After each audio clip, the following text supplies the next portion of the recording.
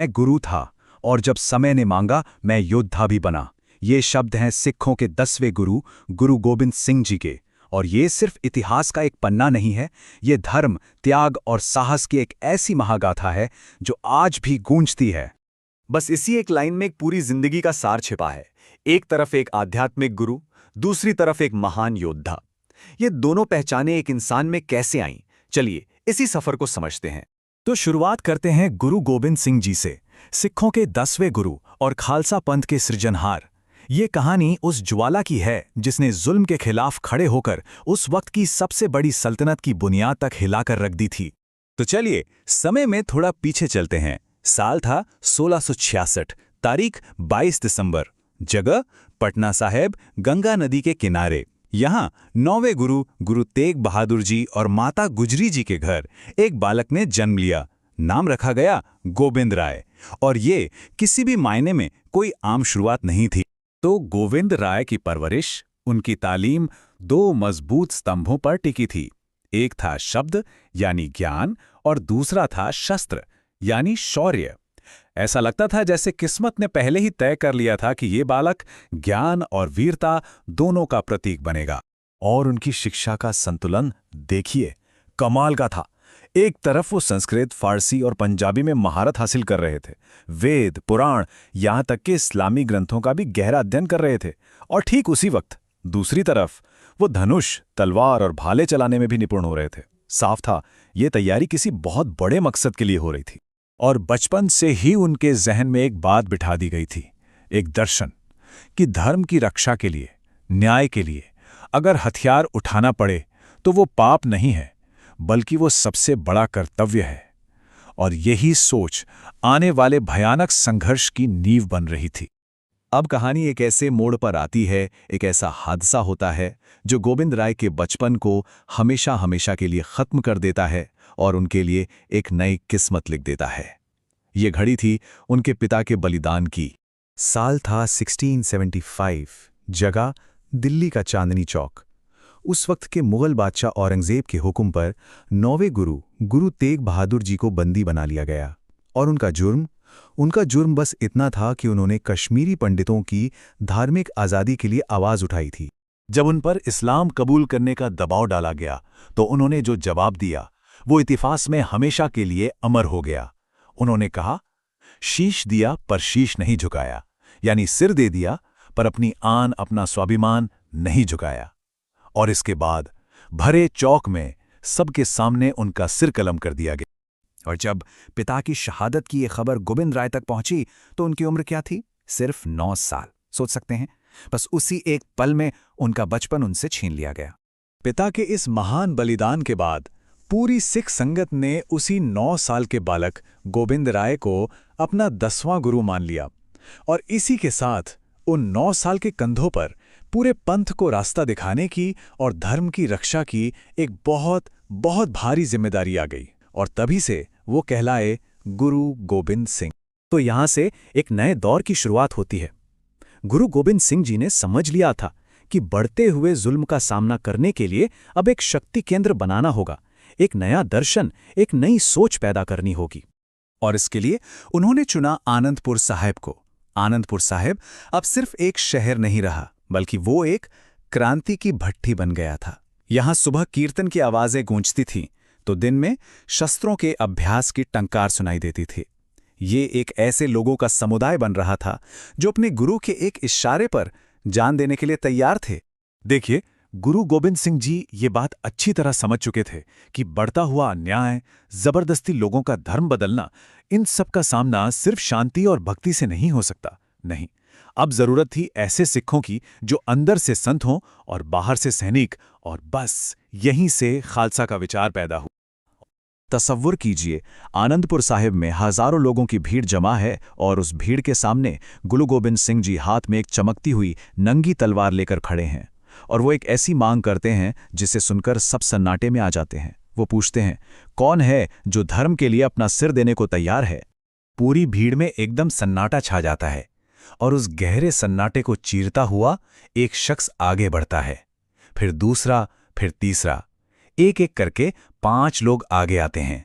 भाई दया सिंह, भाई धर्म सिंह, भाई मोहकम सिंह, भाई हिम्मत सिंह और भाई साहिब सिंह। ये वो लोग थे जिन्होंने अपने गुरु पर अटूट विश्वास दिखाया। गुरुजी ने उन पांचों को अमृत छकाया और उन्हें खालसा का नाम दिया। खालसा यानी जो शुद्ध है, जो आज़ाद है। लेकिन इसके बाद जो हुआ वो इससे भी बड़ा क्रांतिकारी कदम था। गुरुजी ने खुद उन पांचों के आगे घुटने टेके और उनसे अमृत छककर उनके शिष्य बन गए, ये बताने के लिए कि अब से गुरु और शिष्य में कोई फर्क नहीं, सब बराबर हैं।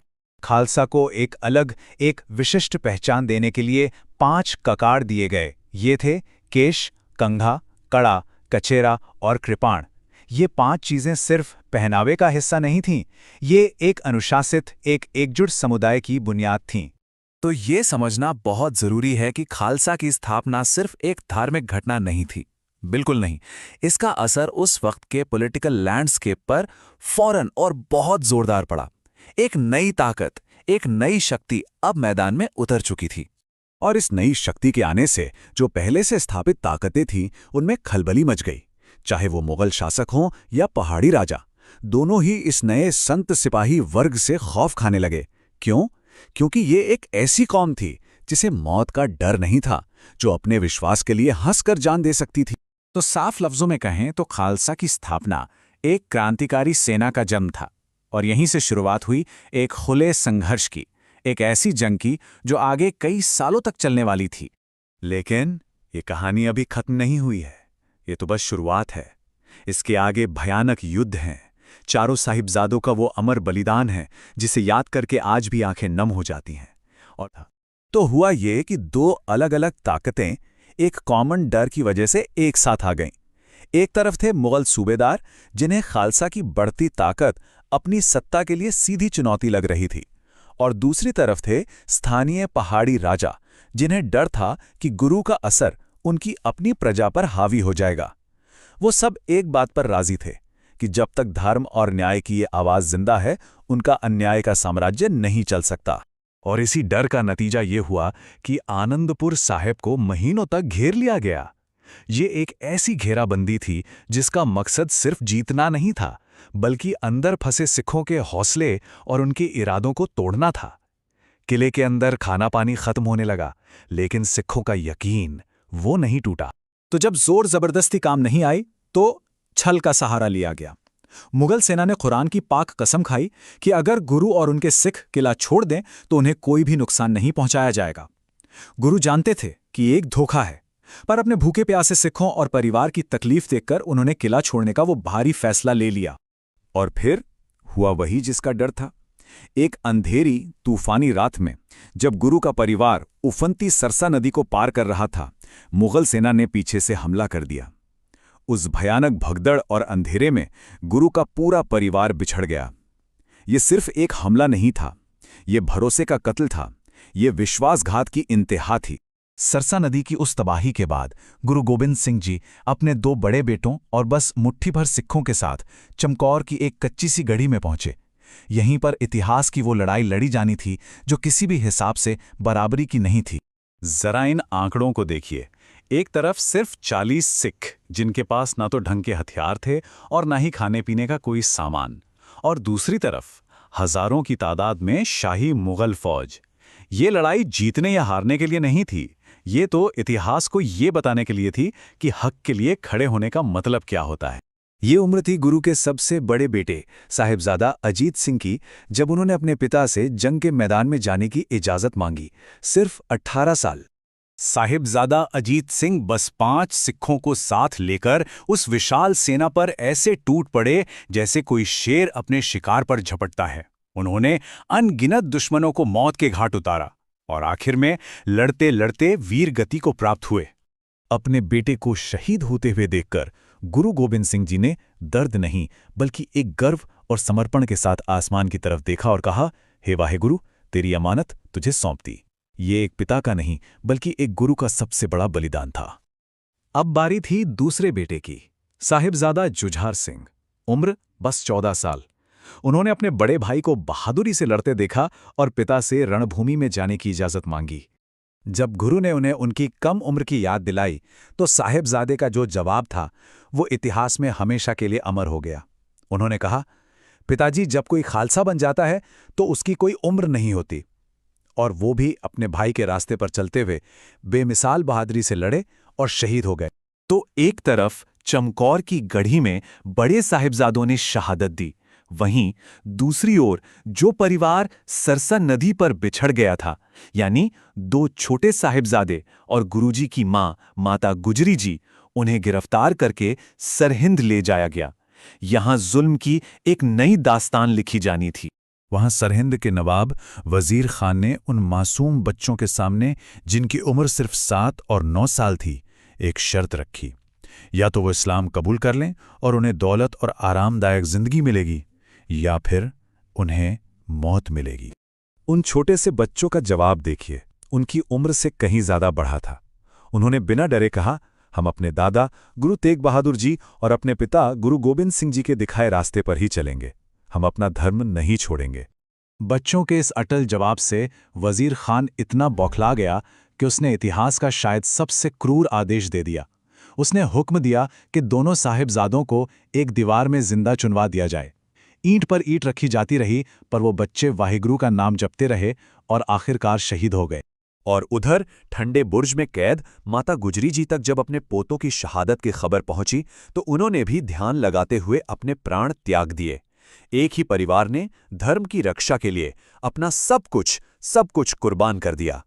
अब कोई भी सोचेगा कि इतना सब कुछ खोने के बाद तो कोई भी इंसान टूट जाएगा, लेकिन गुरु गोबिंद सिंह जी ने इस भयानक दुख को एक ऐसी ताकत में बदल दिया जो आज भी लाखों करोड़ों लोगों को प्रेरणा देती है। उन्होंने इस बलिदान को सिख पंथ की नींव का सबसे मजबूत पत्थर बना दिया। उन्होंने बादशाह औरंगजेब को एक खत लिखा, जिसे जफरनामा यानी विजय पत्र कहा जाता है। और ये कोई रहम की भीख नहीं थी, नहीं, ये तो एक जालिम बादशाह को उसके तोड़े हुए वादों और कस्मों की याद दिलाने वाला एक हिम्मत भरा ऐलान था। गुरु ने साफ कर दिया कि भले ही उनका परिवार छीन लिया गया हो, पर असल जीत तो उनकी आत्मा और उनके धर्म की हुई है। अपनी जिंदगी के आखिरी पड़ाव पर गुरुजी ने सिखों के भविष्य के लिए सबसे बड़ा, सबसे जरूरी फैसला लिया। उन्होंने किसी इंसान को अगला गुरु बनाने के बजाय पवित्र ग्रंथ गुरु ग्रंथ साहिब को ही हमेशा के लिए जीवित गुरु का दर्जा दे दिया, ताकि उनका ज्ञान, उनकी सीख हमेशा पंथ को रास्ता दिखाती रहे। और आखिर में गुरु गोबिंद सिंह जी की पूरी विरासत, उनका पूरा संदेश शायद इन शब्दों में समा जाता है। उन्होंने सिखाया कि तादाद या ताकत से फर्क नहीं पड़ता, फर्क पड़ता है हिम्मत से, सच्चाई से और धर्म के लिए खड़े होने के जज्बे से। ये एक ऐसी विरासत है जो आज भी हर उस इंसान को हिम्मत देती है जो नाइंसाफी के खिलाफ आवाज उठाता है।